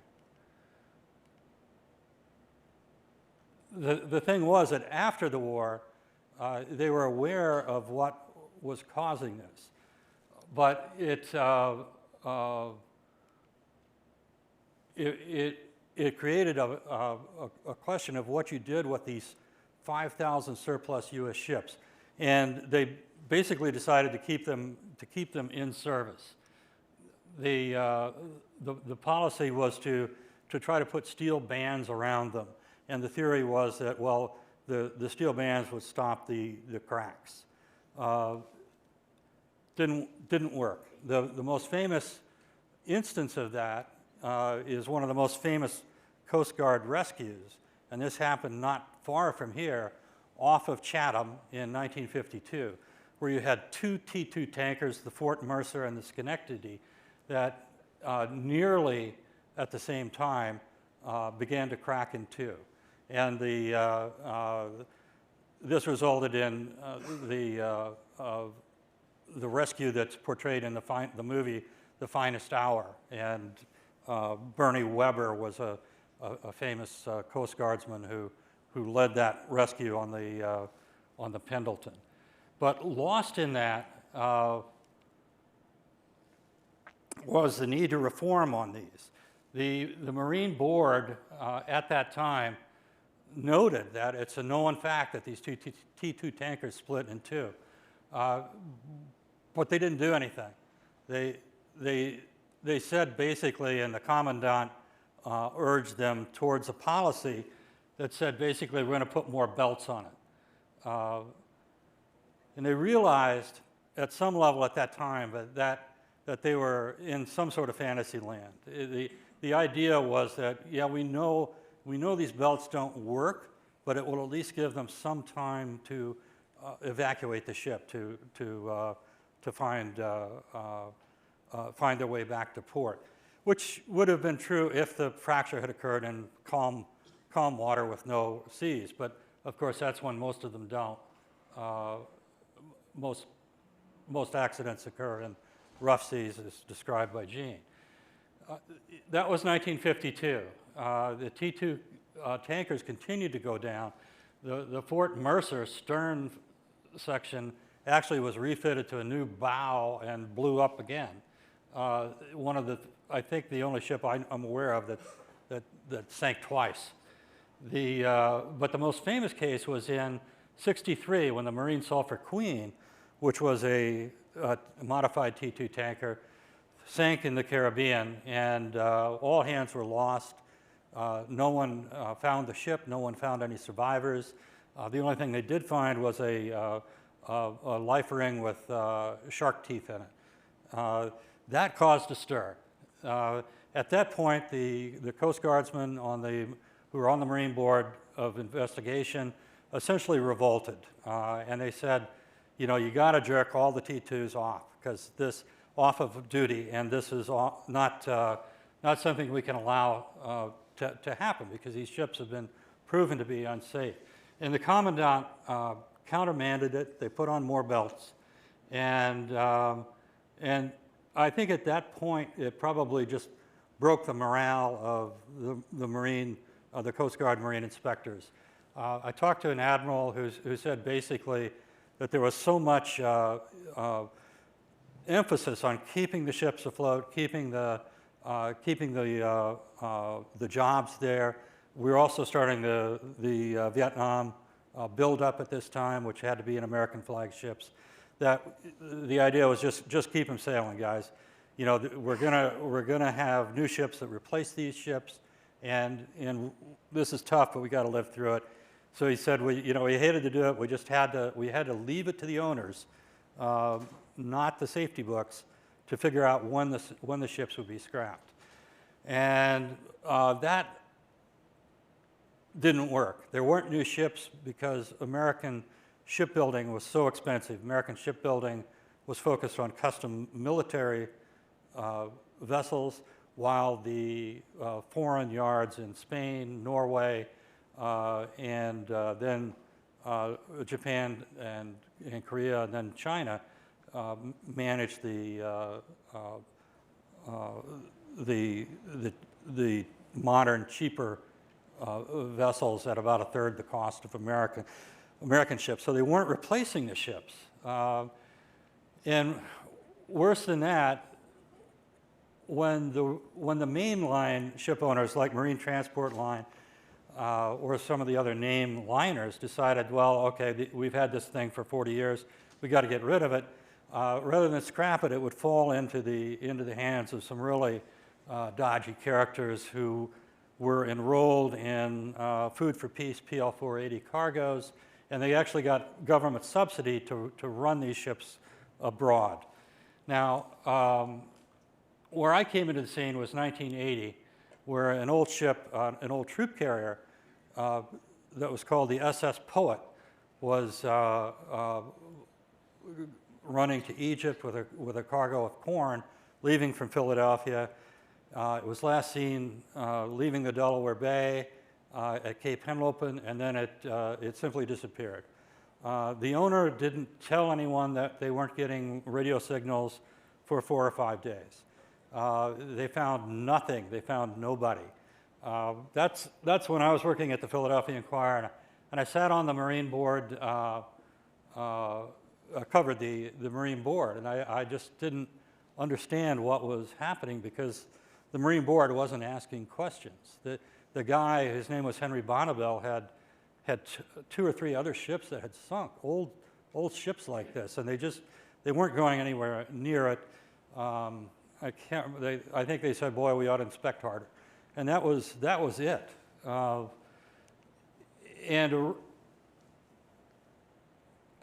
that was about the time that I started writing about the old ships. And we basically covered the Poet, noted that all of these things were happening, that all of these inspections had failed to find all the problems on the ship. I was able to get on to the sister ship of the Poet, which was the SS Penny, and describe what that was like, which the rust quite literally was a foot deep on the deck of the Penny. You couldn't walk across the deck without kicking rust forward. It was that bad. But the big deal finally was the Marine Electric. And the thing about the Marine Electric was that unlike the Marine Sulphur Queen, unlike the SS Poet, these 3 guys survived. And the Marine boards before, or not the Marine boards, but the Coast Guard generally was able to ignore these tragedies in earlier times. But because Gene and Paul and Bob Cusick spoke up, what we got was some major reforms. That's an early picture of Dom Colicchio. He and Chairman Peter Lortzen really drove to the heart of the matter.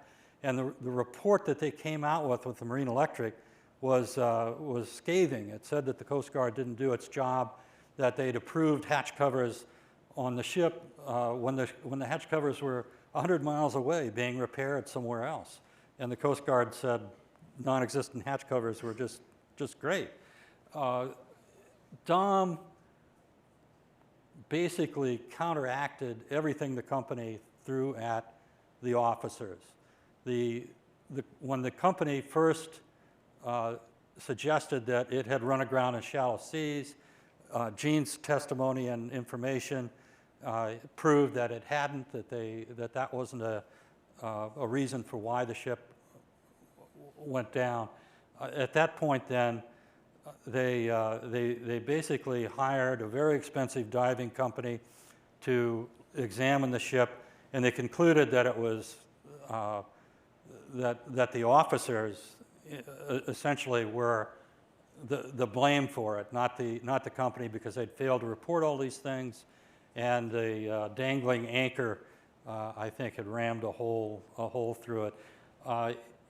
And the thing about Colicchio was that he had been a captain. He'd before he was in the Coast Guard. What'd I do, guys? I'm sorry.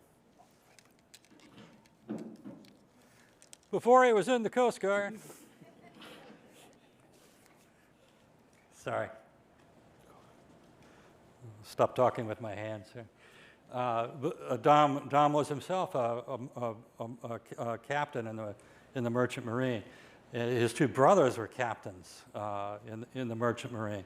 So he was able to cross-examine the experts and show very clearly why none of those things worked.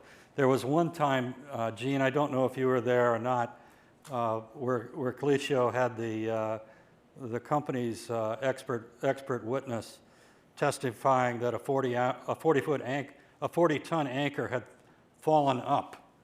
That was one of the great highlights of the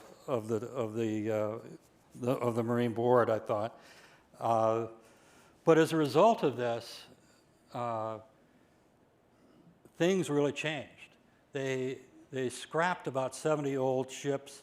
The inspections really cracked down, and there was a new backbone within the inspection of the ships. One of Dom's major things was that they had outsourced it to the American Bureau of Shipping, which is a nonprofit organization that essentially does Coast Guard ship surveys and Coast Guard inspections. And he had shown pretty completely that they weren't doing a job. The Coast Guard inspectors weren't doing a job, but particularly he thought ABS would be a conflict of interest, and he recommended that be stopped, and you gear and you pump up the Coast Guard inspection. The Commandant turned down that suggestion, but implemented just about everything else. And as a result of that, the industry shaped up pretty good. Major things were survival suits are required in the North Atlantic for the first time. The U.S. Coast Guard rescue swimmers were formed, and there were far tougher inspections. Dom told me at the time that he thought his whole thing was a failure because he hadn't been able to get the ABS stuff through. And I told him, take a bow. What you did was incredible, and this really did work. They really did all of these things. And he said, okay, I guess you're right. We did get something done here. But, mark my words, someday, if they keep going with the ABS like this, it's going to fall apart again. So he was wrong for about 30 years. And the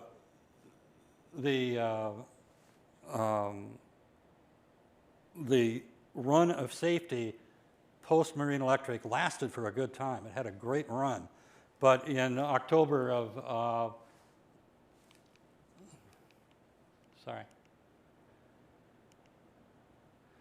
in October of 2015, there was a ship, the SSL Faro, that headed out on a run from Jacksonville to Puerto Rico, and thought it could outrun a hurricane, didn't. The captain took a lot of blame for venturing as far as he did into the hurricane, And honestly, in this case, he probably deserved a lot of that criticism. But what you saw there was a Marine Board of Investigation that really held Colicchio and that Marine Board of Electric as a standard. And they just, they weren't going, again, there were no survivors, unfortunately, so there was no testimony. But they were intent on finding out what was happening to the point with the National Transportation Safety Board. They spent months diving, robotic diving expeditions, 15,000 feet in the ocean to first locate it, then eventually find the black box, and then transcribe all of the audio from the deck. So in this case, again, there were witnesses, even though they had passed on. They were able to tell what happened on the ship and reconstruct what had happened, which in a nutshell was, this wasn't an old World War II ship, but it was, again, a 40-year-old ship that had been run past its prime and had been modified, turned from a ro-ro ship into a container ro-ro ship, lowered 2 feet in the water, and fell into disrepair. And the Coast Guard basically, again, restated the Marine Electric proposition. I was very skeptical, as were a lot of other people, as to whether that would ever really do anything.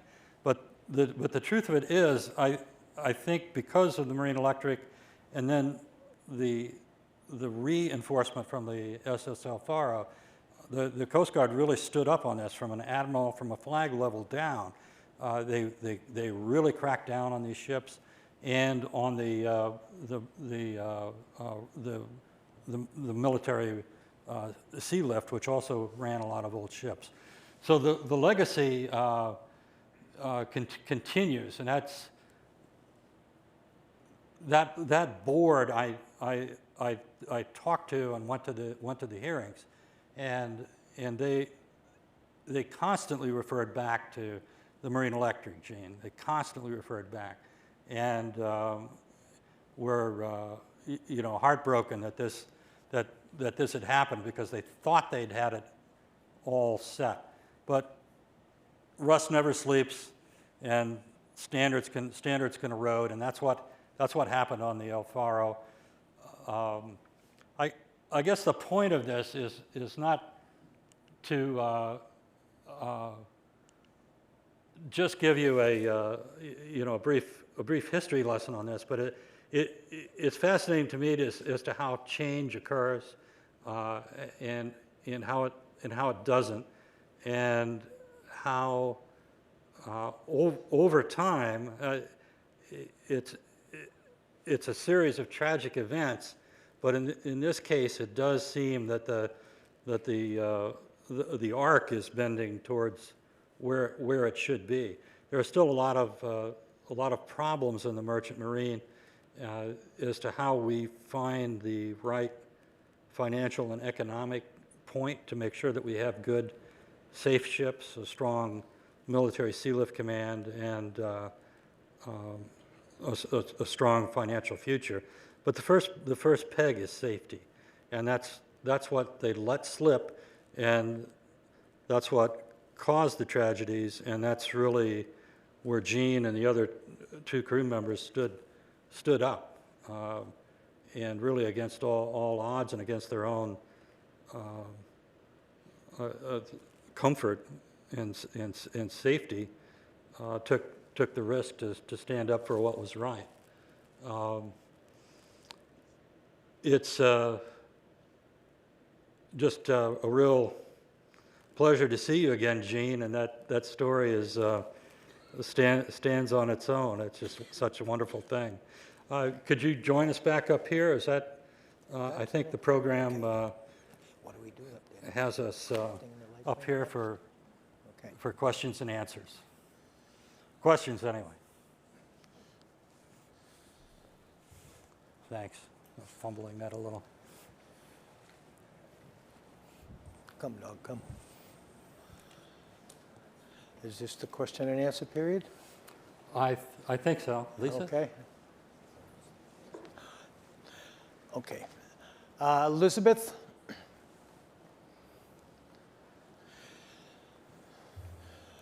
Elizabeth, when we called the Academy and asked for support, you were more than willing to jump and provide us with the venue. I'd like to thank you and the Admiral.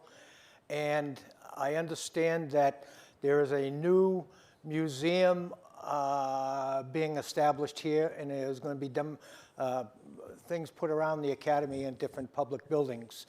On behalf of the members of the crew of the Marine Electric and my own family, I'd like to present the Academy with the life ring that I hope was the one that I was holding on to, and I hope that it can be shown in a prominent place here at the Academy. Thank you very much for your assistance. Thank you. And thank you so much. On behalf of Admiral McDonald, our entire regiment of cadets, all of our alumni and friends who are here today, we're more than honored and so thankful for this. We will definitely put it in a place of honor. Thank you. Thank you.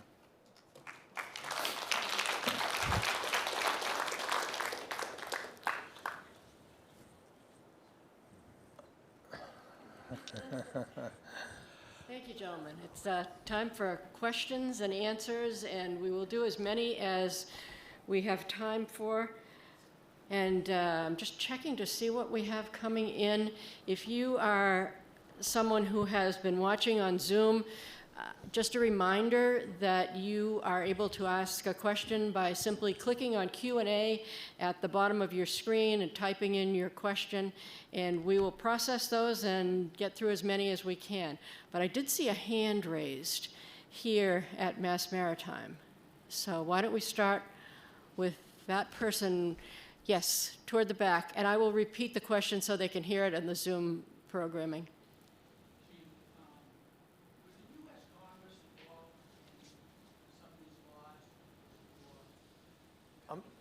I'm sorry, Rob? Was the U.S. Congress involved in changing some of these laws or some of these regulations? Oh, the government established, well, the Coast Guard establishes regulations. Congress establishes laws that we have to follow. Yeah, and the short answer is yes. Congress is involved in the determination of regulations that must be adhered on the ships. So as to safety, the Coast Guard promulgates that there should be X number of lifeboats, but their directive is from Congress. When I did testify in front of a congressional committee in Washington, chaired by Jerry Studds, it's the Merchant Marine and Fisheries Commission, and they determined ship safety for both fishing vessels and commercial vessels. I just add to that briefly something that Don Calicio told me, which is that in his opinion, it wasn't a problem with the safety laws and the legislation or things like that. He said, you know, there's a book with regulations in it that you can walk anywhere you want. There are so many regulations that we don't need any more regulations. What we just need is common sense and people taking the notion to heart that these ships have to be safe. Dom had some great ways of illustrating that. At one point, he was down in Miami where he first got in trouble, and he was in charge of the passenger ship inspections, which had a pretty easy path prior to Dom getting there. But he was honestly concerned that the lifeboats really weren't capable of, you know, doing what they were supposed to do, and so he called for a surprise Coast Guard drill of the crew of a passenger ship, getting the people into the lifeboats. Well, they don't use people, the passengers, but they use crew members. And Dom's theory was that it really couldn't be done, that there wasn't enough room. And so they ran the drill, and they finally got them all in, and they're packed like this. And the captain said, "Yeah, fine, you happy now?" And Dom said, "Okay, now row." And they were packed in so much. And that's what he said, is a difference. You know, by the regulation, that was a safe lifeboat. In reality, with common sense, you could see that the people didn't fit in it. Thank you. I'm going to take a question from Zoom, and this one sounds interesting. It appears to be a friend, Michael Carnes, and he says, "Aloha, Kappa. Mike Carnes here. Great job. How about tell how Mass Maritime Academy helped train you for this ordeal? And God bless." Michael Kahns. Michael is a year ahead of me at the academy, but he was a high school classmate. And I think Michael still lives in Hawaii, if I'm not mistaken. So welcome, Mike. How did Mass Maritime make me who I am? Well, I could give you one answer, but it wouldn't be a polite one. It gave me self-determination. It gave me the courage to stand up and be heard. And the training, as you know, Mike, the training was constant. Whether it was squaring our corners or squaring our meals, that was all part of the training. And why do we square corners at Mass Maritime? Because we don't take shortcuts. And that night, we didn't take shortcuts. Clay and I did everything by the book. And we learned the book here. So, thanks, Michael. Good to hear from you. Any questions that we haven't heard in this room? Hi, just a quick question. You mentioned when you were talking about the Alfaro about black boxes. When did those go into effect, and was that a result of marine electric? The question is, when did black boxes go into effect, and was that a result of Marine Electric? That's a great question. I don't have the answer to.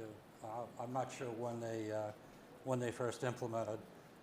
I can tell you that it was a small miracle that they were able to find that the box itself had come loose from the ship. So they found the ship, but the black box was somewhere else, and the data was corrupted somewhat because it took them so long to get it up. But they still were able to show what was actually happening on the bridge. Wow. With the conversations with the captain. One plug for a future meeting. I think your next session here is Rachel Slade, who wrote a book about the SS Alfaro, and she's an extraordinary writer. She may have that answer, but I'm not as well versed on Alfaro. Okay, let's take another question from Zoom. And this is from Dave. It says, "Gentlemen, thank you for the excellent presentation. And Mr. Kelly, we all appreciate your reliving the events so that others may hopefully keep this from happening again. How did you feel when the Alfaro sank? And do you feel that the reform brought about by the Marine Electric was enough?" Well, Lloyd's of London reports that there's a ship that sinks someplace in the world every day. They sink for a number of reasons, many causes. History has shown if we don't learn from our mistakes, we're bound to repeat them. There was a lot of technological advances on the Alfaro that were utilized. Obviously, survival suits, the encapsulated lifeboats, although they didn't seem like they were able to launch them. So the technology had advanced, but the one thing that isn't taken into account is the ocean. The ocean will come up and grab anything that floats on it, from the first person that was floating on it with a log to the crew members of the Alfaro. Any number of mechanical reasons. Engineers, we all know if you lose your fuel oil pumps, you're done. You're done. You go broadside. Ships aren't designed to float or maneuver that way. So every system is critical, Every technological advance in today's world is critical to avoid those problems of the past. So I do hope that we keep advancing and the future looks brighter for these young men and women up in the audience. I would add only that I think the wreck of the El Faro will build on the marine electric legacy and help crack down on things. There are two others that weren't really merchant marine that also have led to increased Coast Guard scrutiny, and that was the duck boat tragedy, continuing duck boat tragedies in, I think it was Lake of the Ozarks. And then there was also the dive ship out in, not in San Francisco, but off the California coast, which is I think the largest maritime disaster in modern history. And all of those, there were things that the Coast Guard could have done, but for one reason or another did not. So that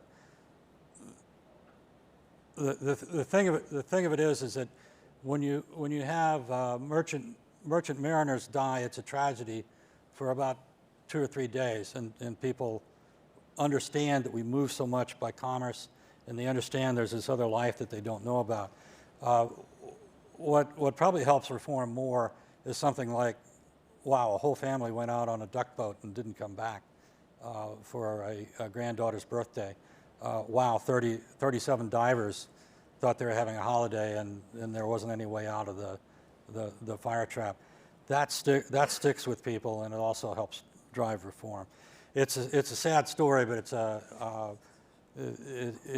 sad that the maritime reform is written in blood, and it is, from when the steam boilers used to explode on a regular basis to the current day. But I do think we're getting there. And See any hands way up in the back? Ladies and gentlemen, during the presentation, you laid out effects that sinking marine electric had on U.S. flag vessels. How much of an effect did the sinking of the marine electric have on internationally flagged vessels? The question is, how much of an effect did the sinking of the Marine Electric have on international ship regulations?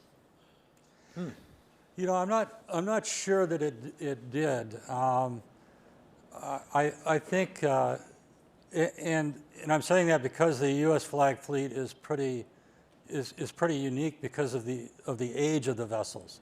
So the major takeaway for that was enforcement. And let's sort through these old World War II ships and see what's what.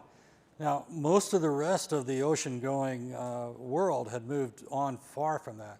I mean, every flag has substandard shipping in it. Don't get me wrong, but for the most part, the Dutch, the Germans, Maersk, those are pretty modern ships, and they're generally. I'm not saying that they don't have problems, but it's not generally because they're falling apart.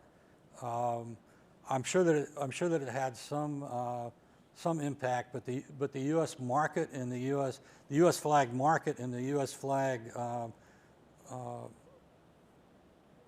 system was just so unique that I think it was mostly limited to that. I think the immediate result was felt by the unions in the loss of jobs when they decommissioned or took all the T2s out of service. There were so many. We all, whoever went to sea, can probably count. It would take their hands and their toes to count the number of T2 tankers or converted ships they went on in the course of their career. So the loss of all those ships in a one fell swoop was catastrophic to the industry, to the crew members at that point. But there were quite a few, 70 ships taken out of service in one fell swoop. Yeah. So that's quite a few jobs that were felt in the market. Out of a fleet of around 250 right. At that time, something right. Like that. So that is the other side of the coin. Is that it's tough. It's tough to operate a ship line these days. It's tough. tougher to find a job. And you know, Rachel will have a better slant on this than I do, but the captain of the Alfaro had lost a job because he'd ordered a tug in at another company, and the company just didn't like that expense, and they cashiered him. So he went from being a chief mate from being a captain to starting over again as a third mate. That lesson was not lost on him. You don't cause a lot of problems, but somewhere in there's a better balance than what we've had, because a lot of the ships just were, I mean, particularly in the Sea Lift Command, they kicked that can down the road so far that you know, if they run a drill these days, they really are holding their breath to see what happens when they activate some of these. We have a good question here from Jack. This presentation was captivating. Thank you for the opportunity. I'd like to ask a question of both speakers. I know mariners on both the Marine Electric and on the Alfaro, but I now have 3 sons who are mariners today. Based on your life experiences and work, do you have a message for the young men and women who are taking challenges today and in the future? Well, I would say that your training does not end here. You train, and I'm a white elephant as far as the industry is concerned today, but the training doesn't stop here. The training continues for your entire life. I got into education after my career at sea, and I still am learning things. So your training never ends, and take the safety training 100% seriously. If I'm going to say a little caveat here. For 15 years I went to sea. We had lifeboat drills once a week. They became mundane. They became boring. So we decided to mix it up. And the next lifeboat drill, the captain had all the deckies step aside, had the engineers in the mess department launch the lifeboat. Well, you want to talk about a cluster. So you need to take the training seriously. Everybody on board needs to know the jobs. So the only metric I can say is pay attention and listen, and you'll learn. Yeah, it reminds me of a question I get these days from parents in similar manner, is that, you know, would you go into journalism today, given the givens of journalism now with all the websites, the clickbaits, the Twitter, and everything else. And I tell them it depends on whether your kid really wants to be a journalist. If you have a calling for it, yeah, fight the good fight and do it. You know, you're in an imperfect world. If you really feel the calling to go to sea, if that's really what you really want to do, then you should do it and fight the good fight. Don't take unnecessary risks. Don't be a martyr. But in between there's a place where you can drive things in the right direction and help make it better. We have a thank you from Dave Condon of Mass Maritime class of '05. So Mass Maritime connects again. A question from Karen. Bob, is there any story that did not make it into your book that you wish you could add now? Well, let the record show I'm pointing at Pat. Yeah, I would have loved to have gotten in connection with the officers and the Coast Guard helicopter, and you know, I regret that didn't happen. It was more or less a function of what the Coast Guard would do to put me in contact with them. And in this case, as we discussed earlier, they were not interested in a lot of more publicity in that. I think it was a heroic story that I told, but I would love to have told in more depth.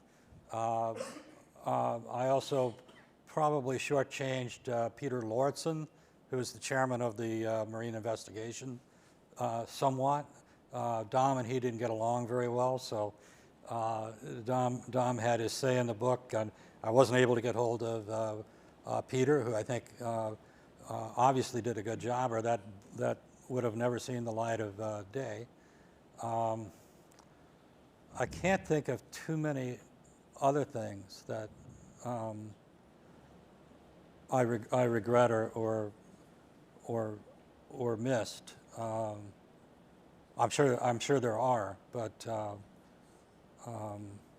those are two of them offhand, I can tell you. Thank you. Karen also has a question for Jean. Is there anything you would have done differently now, looking back? Well, not signed on board the Marine Electric. Would I have done anything differently? I asked myself that question a million times. Would I have done anything differently at 11:45 that night when I was relieved by Richie Roberts? Should I have gone out on the bridge wing more often that night to check? Those are questions I'll take to my grave. But I can answer, I did the best I could. I was observant, I was a good mate, and I observed nothing that night, as the logbook would attest. So, if we could find the logbook. We have a couple of questions about recordings of this program, and I would suggest that anyone interested in that should go to chathammarconi.org to find out how to access videos of our speaker series. Any other questions? Oh, we have questions in the house. In the second row. First of all, it's fantastic, and I knew some about it. I was in school at the time when this happened. But something you said really got my attention, especially with the fact that your next speaker wrote a book about the Alfaro. And the Alfaro was getting ready to be rolled out. She had seen her best days behind her. And it seemed many of the crew were worried about a new berth on that ship as well. I read her book, and she covers that in some of the chapters. You said, hey, we hope to all be on the Energy Enterprise, and that the ship was going to be rolled out of service soon and everything else. Was there any discussion with the captain? You said when you went down to read the draft marks, it was already a full gale. Was there any, and you said that you basically headed into a hurricane, a winter hurricane. Was there any discussion at any time about any of the captain, the crew, or anybody saying, hey, maybe we should delay sailing 12 hours? No. Let me just I'm repeat the sorry. question, please, for people who are not in this room. The question was there any discussion in view of all of the negative factors that people observed, was there any discussion about delaying the trip on the Marine Electric that night? Not one. We never discussed not sailing. We had sailed into the teeth of gales many times, as many of us have, and many of us will. Several things drive ships, schedule being one, and certainly the delivery of the cargo weighs heavily on the master's shoulders, as well as the safety of the crew and the vessel. But there was no discussion when I went to test gear about delaying sailing at all. So. Bob Cusick, as I recall, talked to me about that, and he said basically it really wasn't an issue because, I mean, the general assumption is you're going to be better off at sea rather than getting battered at anchorage or at dockside. So I think that was probably I mean, even if it were big, I think that was the thought. Even the Navy leaves the docks in hurricane. They evacuate. So. Yeah, it's just, it's interesting you draw the parallel between the Alfaro and the Marine Electric, how they were both getting ready to be replaced by newer ships. Yeah. Everybody on the crew was worried about a new berth. Yep. You know? Yep. Yeah. I want a berth on the new ship. This is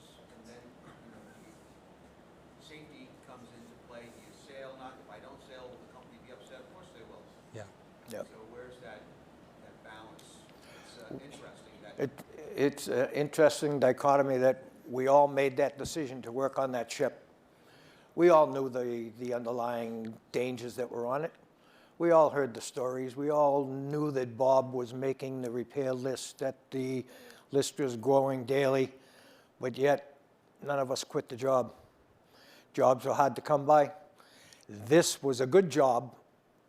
You didn't have to sign foreign articles. I knew I wasn't going away for 6, 7, 8 months. I wasn't going to Diego Garcia. I was going to Boston to Norfolk. And in the shipping world, you can't beat that run. Bob Kasich also, he chose when he was on or off. When occasionally the Marine Electric would take a load of grain, it must have been, over to Egypt, Bob would just say, you know, check please. He would do the coastal route, but nothing to do with yeah, he didn't. He did that once, and I think the water was coming in through in the aft section somewhere. And Most of that the was it. regular crew signed off for that trip to Israel. Yeah. They didn't want to go foreign on that. Can I ask Gene one question quickly? Because there is one thing that I'm fascinated about. I kind of discount it, but I've been told by a few masters that, geez, what Coral should have done was swing around and put the sea on the stern. Would that have been at all possible? You know, certainly say. it would have been risky because the wind was northwest. So putting the stern on the wind on the stern would have been heading southwest into the shoal waters. The deckies here, no boys' ballads law. Any deckies here? Oh my goodness. Boys' ballads law. Right here. You put the wind to your right-hand side, and the center of the hurricane is 4 to 5 points to starboard. The right-hand semicircle is the most dangerous semicircle of the hurricane, so you steer away from it. The hurricane, or the low pressure, was heading northeast, so our best bet was to head northwest, and that was basically our track home. So there's a lot of determinations with the weather. I believe you got a question in the next row. Okay, that was answered, and now we have a question here in the middle. Do you feel as though if you didn't go to the aid of the fishing boat, you might have made it back to Boston? The question is, if you had not gone to the aid of the fishing boat, would you have made it back to Boston? Well, the law of the sea is that you leave no one in peril. So that in itself was unthinkable. Master would have lost his license immediately. The Board of Inquiry would have executed all of us for leaving people at peril, especially when the Coast Guard broadcasted the pon broadcast. That is in itself a notice to écoutez, pay attention. And they're not asking for help. They are telling you you are going to help if you're in the area. So. Do you feel as though it wasn't in the equation? Steve, I think the beating that the ship took when she was broadside for that 3 or 4 hours certainly had a bearing on the sinking. I think that's where the collision bulkhead took its most severe strain during the night. We didn't hit the bottom, but the rolling was incredible. We were rolling 30 degrees each side. And would that have made a difference? Maybe. The 2 or 3 hours that we would have been heading north versus heading west, would it have put us in a better situation with the weather? I wish I could tell the future, but maybe. Yeah, nobody knows the ship better than the company itself, I would think, and the crew. In your opinion, do you think that there's a little too much reliance on the findings from the regulatory bodies? And should be more input from the company itself in the The question is the input in the inquiry from the crew and the company versus from the regulatory agency. Yeah, is there too much reliance on the part of the companies on the findings of the regulatory bodies? Is there too much reliance on the companies in that process? They know the vessels much more than an inspector who's on there for a brief moment. It is ironic that prior to the Marine Electric sinking, the Coast Guard instituted a drop-a-dime program. Drop a dime, inform them of the deficiencies of the ship, and they will take action. Clay Babineau, second mate, was probably the most meticulous man that I knew. When you read Bob's book, you'll find that Clay was known for his lists. Lists of things to do if this happens, lists to do if this happens. Mary Babineau was living off Clay's list for 2 years after he died. Who to call, the union rep, the lawyer. Clay Babineau called the Coast Guard, dropped a dime on his own ship, informed them of the deficiencies, told them where we would be, and Coast Guard on the other end said, "Thank you very much, we'll take care of it." Thank you. More questions, but we are actually running out of time. I'm going to suggest that those folks ask them afterwards in the book signing when you have an opportunity to talk to Bob and Jean. We want to thank you both for an incredible evening. It was informative, but most importantly, moving and personal and emotional, and I think we all feel privileged to have been a part of it. We have a tradition in these events of a gift for the speakers, and typically it's a hat, but we figured that giving you something that would wish you safe travels in the future would be most appropriate. So what I have for you here is a backpack that is a Chatham Marconi Maritime backpack with a couple of special gifts inside it. We can't ever thank you enough. Thank you very much. Thank you. I hope we did well. Thank you. Thank you very much.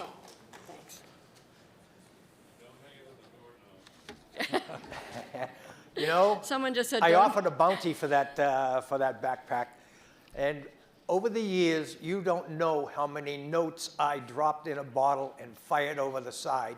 Hundreds. My name was on that backpack. Maybe someday it'll be returned. So. For those of you who are not close enough to have heard that comment, it came from our Coast Guard helicopter pilot, and he said, "Just don't hang it on a doorknob." Mine was International Orange, believe it or not, though. Thank you. I do want to, again, tell you that, particularly from a communication standpoint, the SSL file is fascinating in terms of a modern update on Marconi of how communications worked and didn't work. So that's a good one to catch at their next session. Back in And the old days, oddly Worcester. enough, I was just about to say that what a same good- thing. what a segue. So thank you very much, Bob. We are so grateful for this evening, and we want to thank Mass Maritime Academy for hosting us here, and we encourage you to join us on October 7th for our next Ed Fooey Distinguished Speaker Series event, which is Rachel Slade, the author of the Into the Raging Sea, and that will be live in person at the Chatham Orpheum and live streamed to your computer wherever you may be. So please think about joining us for that as well.